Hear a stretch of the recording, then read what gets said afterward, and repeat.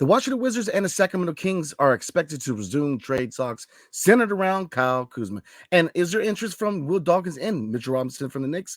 We're going to talk about that and more next on Locked On Wizards.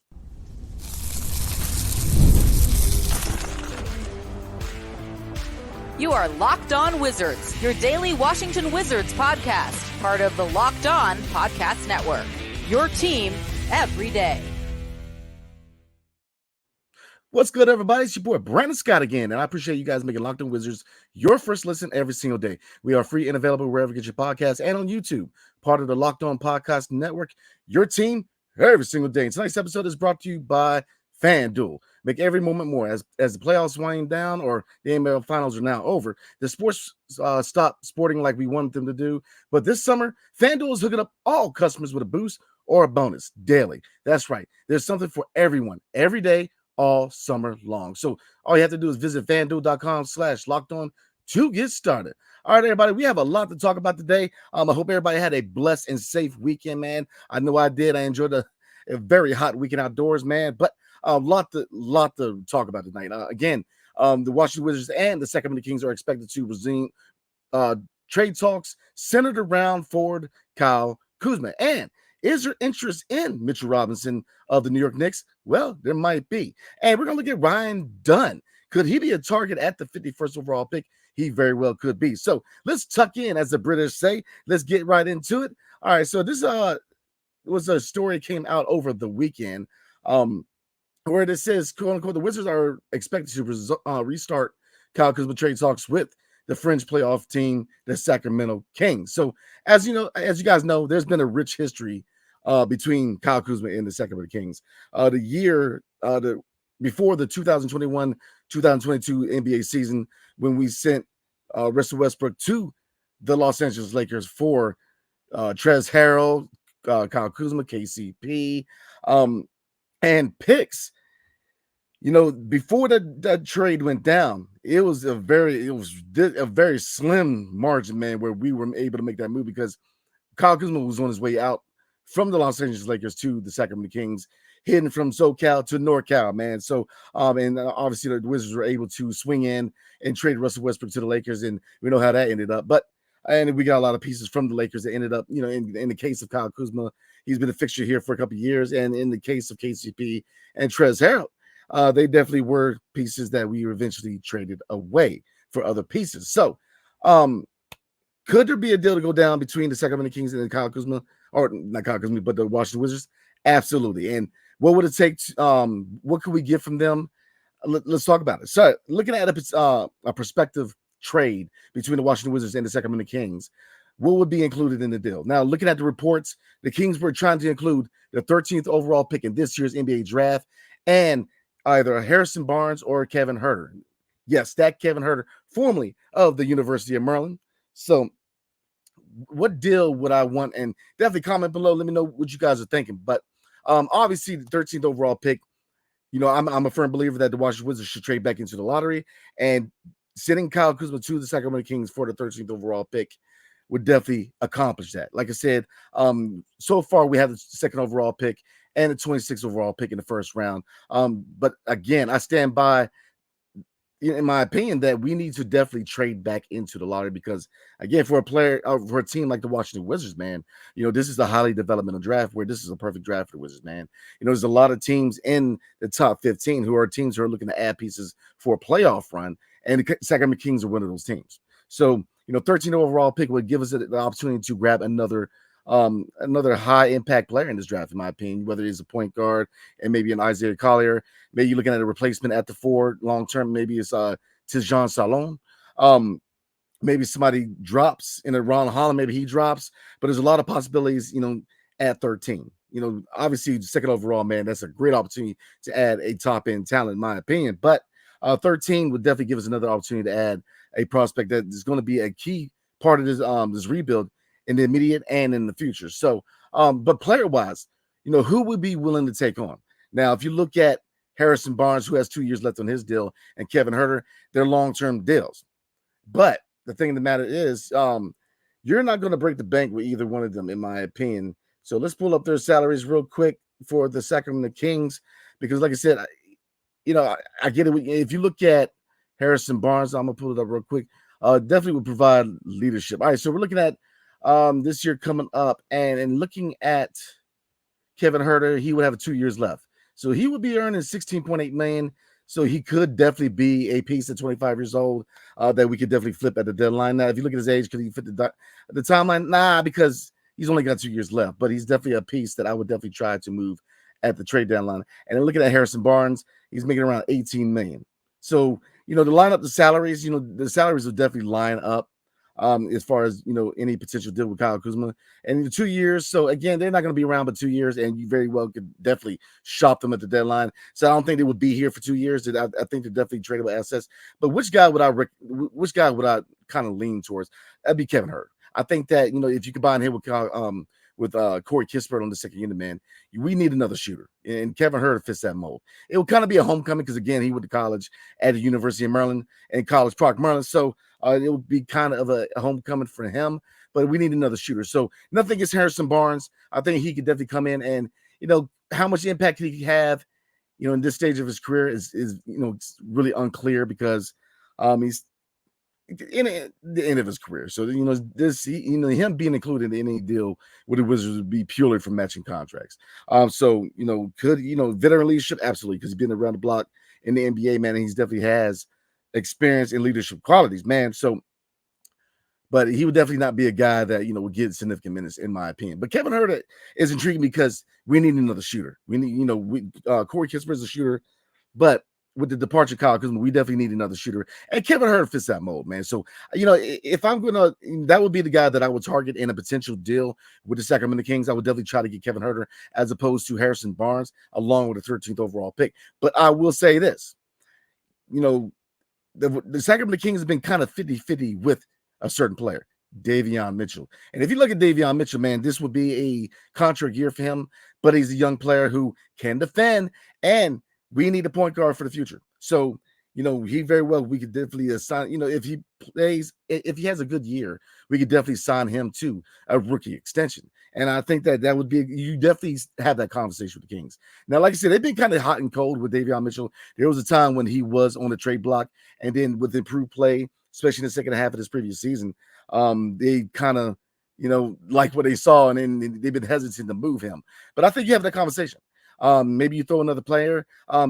If we indeed had to throw another player in there to get Davion Mitchell, I think you make that move. Now, would you make that move if it's Corey Kispert? I don't know. I mean, if you're getting Kevin Heurter, you're getting a shooter, so you're replacing that long range shooting of Corey Kispert.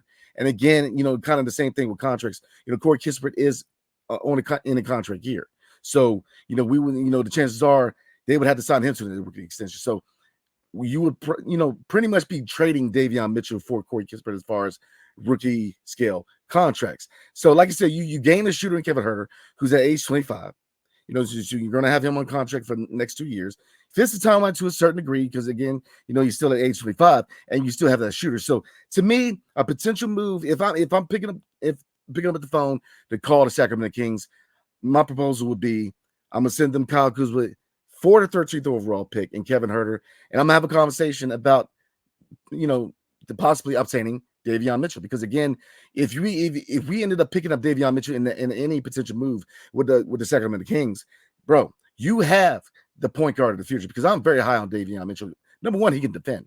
Number two, I think he just needs the chance to be a starter, man. I mean, fits the timeline long term. Like I said, if he has a good season, you very well, I mean, really, if you make the move before the draft, I believe that I'll have to get back to you on the deadline, but I believe it's in July. And like I said, I would definitely let you guys know about the deadlines for rookie scale extensions. But I believe that the Wizards do have towards the end of July to sign Corey Kispert or Davion Mitchell if we obtain him to a rookie scale extension. So I think you make that move. I think you definitely have that conversation. Now, if they ask for an additional player, Corey Kispert could be that guy to be included in the deal for Davion Mitchell. And I think you make that move. I like Corey Kispert. Like I said, he has a lot to love. Between he's a sniper, but he's a guy who slashes to the basket, drives to the basket. Now he's developed a keen sense to put the ball on the floor and be a playmaker. His basketball IQ is through the roof. And like I said, to pick up Davion Mitchell, you make that move, but that's the only reason I would give up Corey Corey Kispert in any potential deal, right? Because I'm very high on Corey Kispert, and I'm a firm believer that they should start talking to him on an extension, in my opinion, because I think that you could definitely bring him back on a very, very team-friendly deal, in my opinion, kind of in the mode of Denny Avia's deal. So I think you definitely have that conversation. But if they are willing to include Davion Mitchell in a deal with Kevin Heurter and the 13th overall pick, I think you definitely explore that move, man. Because Davion Mitchell is a guy that long term could be a point guard for us, man. Like I said, I'm a big catalyst of Jordan Poole getting an opportunity, at least for the time being, to be that starting point guard. But Davion Mitchell, with him potentially coming to DC in a potential deal, would that subject Jordan Poole to 6-man role? Absolutely. And in that sense, at that point, the Wizards would pretty much be advertising him for a trade. You know what I mean? So it really depends on what the long-term vision at starting point guard is for the Washington Wizards, because if they're still looking for that point guard, you go get Davion Mitchell. Now, if they see Jordan Poole as being that guy at point guard going forward, then maybe they don't make that move. But again, I think that even then, the 13th overall pick and Kevin Heurter is a good trade, in my opinion. I think it really, both sides win. Kyle Kuzma gets to go to a contender, in my opinion. He could be that piece to really help the Kings make that push for the playoffs, because, again, the Western Conference, man, is a monster. So, and Kyle Kuzma has proven that he can be that scorer. I think he can definitely slide into the starting lineup, man. And then, if you look at the forward position between him and Keegan Murray, that is dangerous in Sacramento. And, on the flip side for the Wizards, man, we definitely win because we acquire, the 13th overall pick, so we could trade back. So, we successfully traded back into the lottery. And then Kevin Heurter is a sniper, so we definitely add another shooter who, again, you're not breaking the bank, because all you're pretty much doing is matching salaries, and you get another shooter, which I think that he can definitely take the place of Landry Shamet, because I think Landry Shamet is probably on his way out. Now, it's not to say they can't retain him, but and that would be one hiccup to a potential move, because you already have a shooter in Landry Shamet. So if you're going to bring another win, you already got one. So comment below. Let me know what you guys are thinking. Do you think the Wizards should definitely reach out to the King, or they're doing that? But do you think that the potential move to the Sacramento Kings for Kyle Kuzma for the 13th overall pick and Kevin Heurter is a good move, or would you rather have Harrison Barnes? And do you think that the Wizards should definitely try to pry Davion Mitchell away from the Kings? So definitely comment below. Let me know what you guys are thinking. So we're going to talk about the Wizards have shown interest in Mitchell Robinson of the New York Knicks. Should the Wizards make a move for Mitchell Robinson, and where would he play as far as minutes in the future for the Washington Wizards? But before we do, tonight's episode is brought to you by eBay Motors. So passion, drive, and patience. The formula for winning championships is also what keeps your ride or die alive. eBay Motors has everything you need to maintain your vehicle and level it up to peak performance. Superchargers, roof racks, exhaust kits, LED headlights, and more. Whether you're into speed, power, or style, eBay Motors has you covered. With over 122 million parts for your number one ride or die. You'll always find exactly what you're looking for. And with eBay Guarantee Fit, your part is guaranteed to fit your ride every time, or your money back. Because with eBay Motors, you're burning rubber, not cash. With all the parts you need at the prices you want, it's easy to make your car the MVP and bring home huge wins. So look, keep your ride or die alive at ebaymotors.com. Eligible items only. Exclusions apply. eBay Guarantee Fit, only available to U.S. customers. Are you watching Fox Sports or ESPN on your TV all day long? Had to turn down the volume with all that shouting? Make the switch to Locked On Sports today. A free 24/7 sports streaming channel program for your everyday to bring you the biggest stories without all the screaming. Locked On Sports Today brings you can't-miss analysis, opinions, and news, streaming 24/7 on YouTube or the free Amazon Fire TV channels app. Part of the Locked On Podcast Network, your team every single day. All right, let's get back into it, everybody. And this was a report that came out today that I actually responded to on X, aka Twitter. And it says the Knicks and the Wizards have had recent dialogue around a potential trade involving Mitchell Robinson. And this is per Ian Begley, who is a beat writer for the New York Knicks for SNY.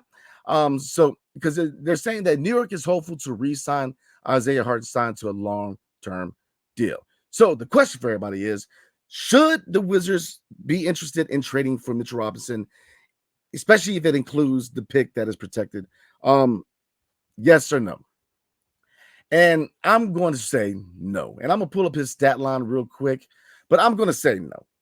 Because I think that if we add a center this year in this offseason, man, it's got to be through the draft. I mean, I think that there's plenty of options in the draft to go get a center. Obviously, right now there's a lot of smoke surrounding Alex Sarr potentially falling to number 2. Now, could that be a lot of smoke and mirrors by Atlanta Hawks? Absolutely.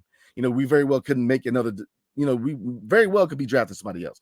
Could be smoke and mirrors. Trying to, that's stuff that happens with GMs and this time of year, man, with the draft and trades and free agencies. That, excuse me, guys, it's hot out here, but you see, that there's gonna be a lot of smoke and mirrors. So, is that smoke and mirrors by the Atlanta Hawks? Maybe, very well could be. But look, there's been reports that Alex Sarr likes DC. But let's get back into the point, man. Mitchell Robinson. But even if you pick up Alex Sarr at 2, there's plenty of options in the draft, in my opinion. Khalil Ware's there, Zach Edey.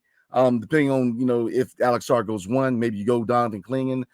So I'd rather get a center in the draft. But let's take a look at Mitch Robinson. Now he does have a lot of question marks as far as health, man. And like I've said time and time again, availability is your best ability. I mean, if you look at every year, okay, 2008 he came in the league 2018 draft, so 2018-19 he played 66 games and started 19. 61 games next year, only started 7. 31 games, only started 29. So you see the injuries started to take a hit. Now in 2021 to 2022 season, he did play 72 games, but started 62 of them. So he was somewhat available. I mean, better than the previous year. But then he kind of went down after that in 2022 to 2023. Played 52, started 58. And in this previous season, he played 31 and started 21. So injuries have been an issue for Mitchell Robinson. Looking at some other stats this previous season, 8.5 rebounds. He did shoot 57% from the field. 3 points are non-existent. I'm not even going to talk about the percentage. But looking at, points per game, obviously he's more of a traditional big. He averaged 5.6 points, but again, injuries definitely took a hit. His best year scoring was 9.7, and that was 2019 and 2020, his sophomore campaign. So he's more of your traditional big. He's not a guy who's going to stretch the floor. He is a 7-footer. So, yeah, I mean, I do like Mitchell Robinson, and I think that could he provide leadership? Yeah. I mean, but he would definitely be a short-term piece, man. You're a guy that, if he's healthy, maybe you flip him at the deadline. But, I'd rather get a center through the draft, in my opinion. I do like Mitchell Robinson, but his injury issues are red flag. Availability is your best ability. If he's going to be here, he's got to be on the court. You know what I mean? So, there's no point of trading for a guy. Even if you try to get that protected pick back from the Knicks, picking up a guy he has injury concerns, man. It is red flags to me, and I would not make that move. I like Mitchell Robinson, but at this point, man, with Tristan Vucevic, with Marvin Bagley on an expiring contract, the likelihood is Richaun Holmes is going to, he's going to enact that player option, and it's not guaranteed he will, because if he doesn't get quality minutes, maybe he won't. Especially, look, if we go get a center in the draft, then maybe he looks at the writing on the wall and says, look, man, maybe I can go get minutes elsewhere, and maybe he doesn't enact it. So if we go out in the draft and get a center, and you pair him with Marvin Bagley III, and you already have Tristan Vucevic, then maybe Richaun Holmes kind of looks at it and say, man, I may not get the minutes that I think I deserve and may go elsewhere. So it's 50-50 right now, but I think you definitely still go out there and get a center. If you get Alex Sarr, who, again, wants to play at the 4, so that doesn't inhibit you from going to get another center, whether it's a Khalil Ware, which is a guy that I really like, whether it's a Zach Edey. I think that if you get Alex Sarr, you're pretty much going to be out of the running for Donovan Clingan. So, even if we get Alex Sarr too, I would not let that be a reason why I would not go out and get another center in this draft, in my opinion. I think that you still, especially we get number 13 from the Sacramento Kings, maybe you definitely explore Khalil Ware, because I think he definitely will be available at 13. And same thing with Zach Edey. I think you definitely go get another center. And then at 26, you go get maybe another scorer in the Kaishan George, list goes on. But I think you definitely go center regardless if you go Alex Sarr at number 2. So, yeah, I'm going to say no to Mitchell Robinson. You guys comment below. Let me know what you're thinking.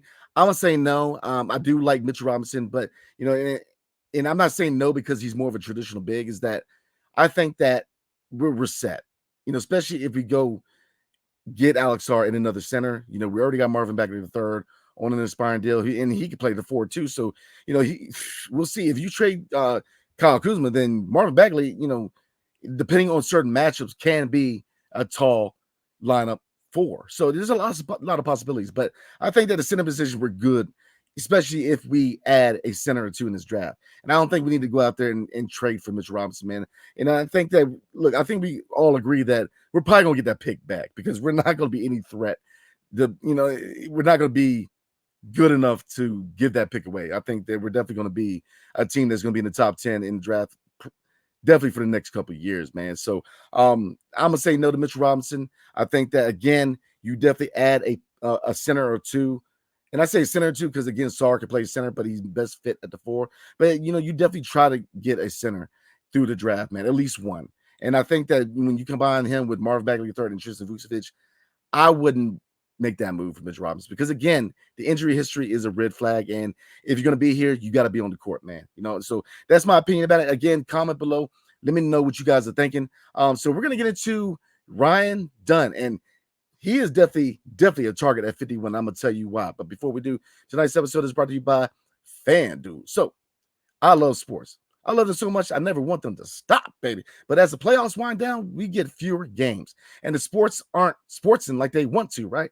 But FanDuel lets me keep the sports going whenever I want. All I have to do is open the app and dream up bets anytime I'm in the mood. And this summer, FanDuel is hooking up all customers with a boost or a bonus daily. Every single day. That's right. There's something for everyone, every day, all summer long. So head over to FanDuel.com/lockedon and start making the most out of your summer. FanDuel, the official sports betting partner of Major League Baseball. All right, everybody, let's get into Ryan Dunn.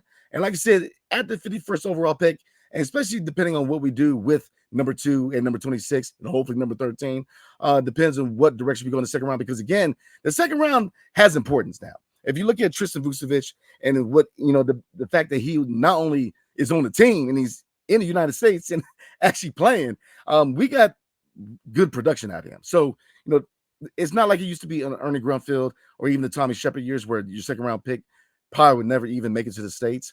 Now, under Will Dawkins, Michael Winger, and Travis Schlenk, we see, our second round pick playing. So, the 51st pick, in my opinion, does it carry the same importance as number 2 or number 26? No, but it's still very, very important. And Ryan Dunn is a guy that I would definitely target with the 51st overall pick. So let's look at his intangibles real quick. Excuse me, y'all. I am sweating. It is 100 degrees out here in the Shenandoah Valley, Virginia, man. So I got AC, man, but the room where I record, man, it gets hot. So bear with me, y'all, if I'm wiping my forehead every 5 minutes. If you guys are listening, your boy is hurting. But all right, let's get into Ryan Dunn. I'm out of the University of Virginia. Shout out to the Commonwealth of Virginia, baby. All right, so looking at his intangibles, he's 6'8" with a 7'1" wingspan at 208 pounds. So I definitely like that. Now, looking at his stats, he averaged 8.1 points a game, 6.9 rebounds, but only 0.8 assists. Now, he did have 2.3 blocks a game and 1.3 steals per game. Great numbers. He shot 54.8% for the field, but he only shot 20% from 3, and he shot 53.2% from the charity strike, aka the foul line. So, what do I like and not like about the numbers? Well, easy, man. The points. We'll see. Especially if he's a 3-and-D guy, I'm not too concerned with the points because I think that, and we'll get into it as far as his potential to score. But I like the rebound numbers. 6.9. Let's go ahead and round it up. 7 rebounds a game. At 6'8", I love that. We definitely need another guy who can come in and be a rebounder for this team. Now, 2.3 blocks, I love. 1.3 steals, definitely love. It's telling me just based on the stats that this is a guy who's very active in the defensive end, and we need more dogs and more defenders on this team. What do I not like? Well, easy. 20% from 3. His 3-point shot, it definitely needs improvement because obviously we like him around 35 to 36%. 20% just ain't cut it, so you definitely want to see him better his 3-point shot. And then 53% from foul line. Nah, that ain't gonna hack it, man. Definitely needs to improve that. But let's look at his strengths and his pros, right, real quick. Looking at the size, man, 6'8" with a 7-foot wingspan. Yes, sir. That's what I definitely love his intangibles. He's an elite defender. He is regarded as best in both the draft class and college basketball at defense. So, again, if you're able to grab this guy with the 51st overall pick in the second round, you make that move because he's an elite defender, and we need more defenders on this team. Again, he's versatile, especially on the defensive end. He's capable of guarding positions 1 through 5, man. I'm trying to tell you guys, man. At 6'8", with his intangibles and his elite defense, if you add him at 51, has the capabilities to be a really good draft for the Wizards, man, for long term. Because again, the defense is what I really, really like. What else do I like about him? His motor, man. He hustles. He dives for loose balls. He's like Anthony Gill, that guy that he does things that aren't categorized in a stat sheet. The hustle, he's active in transition, diving for loose balls. I mean, he contributes on the glass. All reasons why I really like this kid, and it really leads into the big point of another thing that I really like about him: rebounding, solid rebounding for his position. I mean, and other factors, his sharp cutting. He's a good cutter. He's a good finisher. So all good reasons why I think that you make this move. And he's one of my favorites at 51. I think if he's there at 51, you make that move. And I think that, Will Dawkins last year showed that he's crafty with making these moves in draft, man. I mean, I think you maneuver in the second round, you get this kid. And he's my choice with 51. I've talked about a few prospects on this channel, man, at 51, but if it was up to me, it'd be Ryan Dunn. I think Ryan Dunn, is definitely the guy you target at 51. You do whatever you can to acquire this guy, because I think that with his elite defense, man, with his intangibles, with his versatility, with his drive, with his motor, I'm really big on this kid, man. And just because he had a University of Virginia, man, but I really, really like Ryan Dunn. But where every pro, there is a con. Where every strength, there is a weakness. So what are the weaknesses? Well, I was going to say it earlier, limited offensive skill set. Lacks, he will lack contribution on ball and struggles with shooting. Now he can drive, but he definitely needs to get better with his finishing. He's a guy he can finish, he can slash, but he's a guy that he's definitely gonna have to get better in that category. Inconsistent jump shooter, man. Efficiency has been an issue, especially with his 3-point shot again and the free throw line again. Because if you look at the stats, I kind of already mentioned it: 20% from three and 53.2% from the foul line. So those are two areas he's definitely going to have to get better, man. And he lacks instincts as a passer and a playmaker. So he's a guy who he's going to have to be set up. But I think that the defense alone is a big reason why you draft this kid. I mean, he's versatile. We need more defenders, man. And I think that and right now looking at I'm looking at some draft notes. Looking at him going around the 20 range, anywhere from 20. Right outside the lottery to the beginning of the first or the second round. So, where he falls, it varies, but he could slide at 51 and he could very well be a first round pick.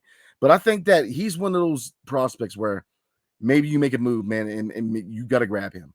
I like Ryan Dunn a lot. And like I said, if he's there at 51, you make that move. But I think he's so good of a prospect, in my opinion, that you try to make a move to get him. I mean, because I think that his defense alone, and especially his versatility on defense, I really, really like, man. So you guys definitely comment below. Let me know what you guys are thinking. But we really went over a lot today. Kyle Kuzma to the Sacramento Kings for number 13, or for Harrison Barnes or Kevin Heurter. Which player do you guys recommend or want in a Wizards uniform? Definitely let me know below.